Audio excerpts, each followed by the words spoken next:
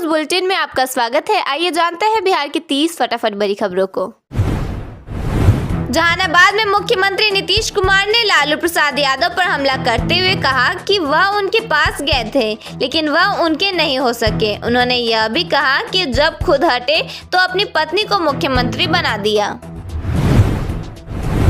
Haryanvi actress की कमर छूने के मामले में पवन सिंह को लेकर विवाद बढ़ गया है। इस पर महिला आयोग सख्त हो गया है और कहा गया कि उन्हें स्टेज पर थप्पड़ मारना चाहिए था। मामले की सुनवाई के लिए 2 अप्रैल को बुलाया गया है। निशांत कुमार ने नीतीश कुमार के कामों की प्रदर्शनी देखी और कहा कि उन्होंने बहुत काम किया है और उन्होंने यह भी कहा कि लोगों में अवेयरनेस की कमी है। छात्रा से दुष्कर्म और तेजाब कांड को लेकर पप्पू यादव ने कड़ा गुस्सा जताया है। उन्होंने दोषियों को मौत की सजा देने की मांग की और कहा कि बिहार को सरकार नहीं बल्कि गुंडे चला रहे हैं। बेगूसराय में एक एसयूवी ने मॉर्निंग वॉक पर निकले पति पत्नी को रौंद दिया, जिसमें दोनों की मौके पर ही मौत हो गई। घटना के बाद आक्रोशित लोगों ने NH 333B को जाम कर दिया। पटना में बुलेट की टक्कर से 2 लोगों की मौत हो गई। परसा बाजार में एक मजदूर को रौंद दिया गया जबकि एक युवक घायल हो गया। घटना के बाद गुस्साए लोगों ने सड़क जाम कर दिया। 4 महीने बाद अनंत सिंह जेल से बाहर आए हैं। वह 50 गाड़ियों के काफिले के साथ अपने घर पहुंचे जहां उनके समर्थक जुटे हुए थे और आतिशबाजी की जा रही थी। रेलवे ने पटना और गया के बीच यात्रियों की बढ़ती भीड़ को देखते हुए एक नई पैसेंजर स्पेशल ट्रेन शुरू की है। यह ट्रेन 23 मार्च से 6 अप्रैल तक प्रतिदिन चलेगी और सभी छोटे बड़े स्टेशनों पर रुकेगी। मधुबनी के झंझारपुर नगर परिषद की बैठक में पार्षदों ने सड़क, नाला, जल जमाव, लाइट और आवास योजनाओं को लेकर जमकर हंगामा किया। वार्ड पार्षदों ने योजनाओं के असमान वितरण, घाट निर्माण की कमी, एम्बुलेंस खरीद में देरी और कार्यशैली पर सवाल उठाए हैं।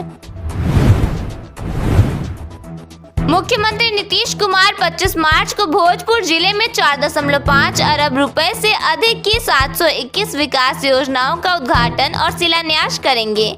इनमें 227 नई परियोजनाओं की आधारशिला रखी जाएगी। पटना के सराफा बाजार में सोने और चांदी की कीमतों में गिरावट से रौनक बढ़ गई है। सोने में 10 से 13% और चांदी में भी उल्लेखनीय कमी आई है। शादी विवाह के मौसम के करीब आने के कारण लोग तेजी से जेवर खरीद रहे हैं। उप मुख्यमंत्री सम्राट चौधरी ने जहानाबाद में कहा कि केंद्र के सहयोग से बिहार जल्द ही विकसित राज्यों में शामिल होगा। उन्होंने मुख्यमंत्री नीतीश कुमार के नेतृत्व में राज्य में तेजी से हो रहे विकास कार्यों पर प्रकाश डाला। पटना मेट्रो का मलाही पकड़ी स्टेशन लगभग तैयार हो गया है, जिससे मलाही पकड़ी से खेमनी चक के बीच मेट्रो सेवा जल्द शुरू होने की उम्मीद है। यह स्टेशन आधुनिक सुविधाओं और उच्च सुरक्षा मानकों से लैस है। आज पूरे बिहार में मौसम सामान्य रहेगा। कहीं भी बारिश को लेकर कोई अलर्ट जारी नहीं किया गया है। 26 मार्च तक गर्मी बनी रहेगी। भारतीय रेलवे ने तत्काल टिकट व्यवस्था को अधिक पारदर्शी और आम यात्रियों के लिए आसान बनाने के लिए नए नियम लागू किए हैं। नए सिस्टम में आधार वेरिफिकेशन और OTP जैसी प्रक्रियाएं जरूरी कर दी गई हैं, जिससे केवल सही यात्री ही टिकट बुक कर सकें। इसके साथ ही एजेंटों पर भी नियंत्रण लगाया गया है ताकि वे तत्काल बुकिंग शुरू होते ही टिकट न ले सके और आम लोगों को पहले मौका मिले। रेलवे का कहना है कि इन बदलावों से टिकट की कालाबाजारी कम होगी और जरूरतमंद यात्रियों को समय पर टिकट मिल सकेगा। बिहार में जमीन विवादों को खत्म करने और रिकॉर्ड को पारदर्शी बनाने के लिए शुरू किया गया भूमि सर्वे अब खुद विवादों और देरी के भंवर में है। सरकारी आंकड़ों के अनुसार राज्य भर में म्यूटेशन, सुधार और रिकॉर्ड अपडेट से जुड़े 4.6 करोड़ से अधिक आवेदन धूल भाग रहे हैं। आलम यह है कि हर गुजरते दिन के साथ नए आवेदनों की संख्या तो बढ़ रही है, लेकिन निपटारे की रफ्तार कछुआ चाल से भी धीमी है। पटना के मुसल्लमपुर कृषि उत्पादन बाजार प्रांगण को हाईटेक बनाने के लिए 68.41 करोड़ रुपए से मॉडर्नाइजेशन और रिनोवेशन का काम चल रहा है। इसमें पेयजल, शौचालय, लाइट, सुरक्षा, ट्रेडिंग प्लेटफॉर्म और गोदाम जैसी सुविधाएं विकसित की जा रही हैं। इस परियोजना से किसानों और व्यापारियों को आधुनिक और सुव्यवस्थित बाजार मिलेगा। निर्माण कार्य 2026 के अंत तक पूरा होने की संभावना है। जेपी गंगा पथ का विस्तार शुरू हो गया है, जो दीघा से कोइलवर की दूरी को सुपर फास्ट बना देगा। यह दूरी मात्र 30 मिनट में ही पूरी हो जाएगी। 6,500 करोड़ की इस मेगा परियोजना से बिहार की कनेक्टिविटी में बड़ा बदलाव बिहार वासियों को देखने को मिलेगा।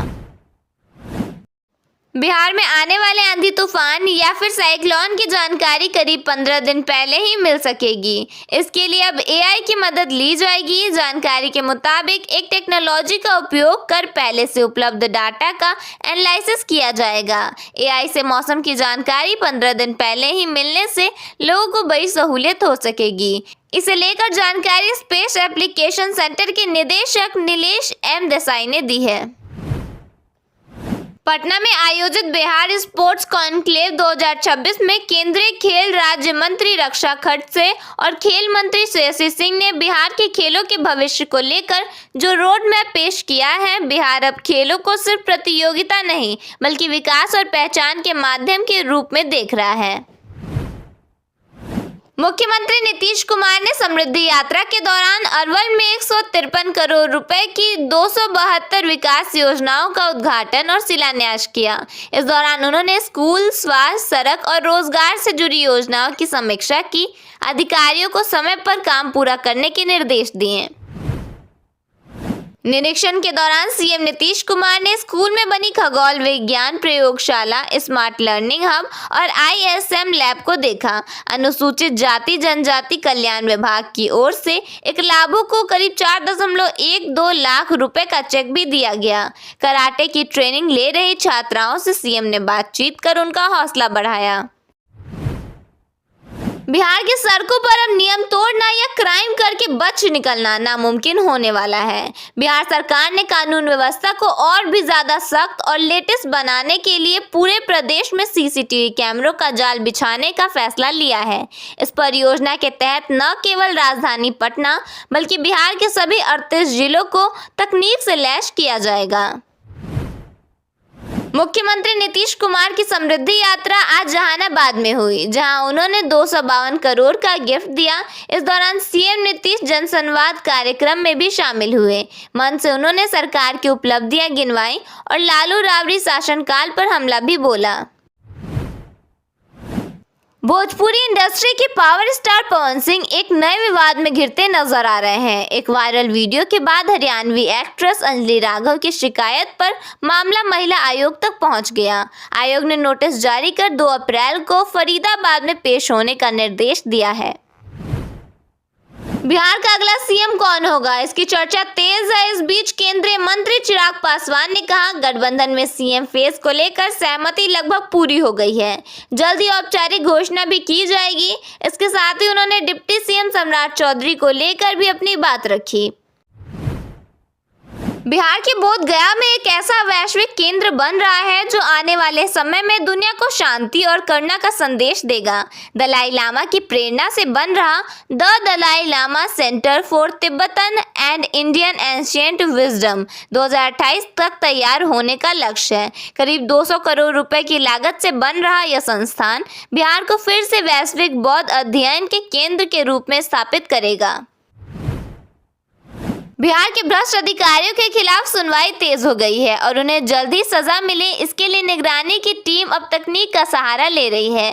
निगरानी अन्वेषण ब्यूरो ने 200 संदिग्ध अफसरों और कर्मियों के खिलाफ डिजिटल एविडेंस जुटाकर स्पीडी ट्रायल की राह आसान कर दी है, जिससे अब मामलों में देरी की गुंजाइश बेहद कम हो गई है।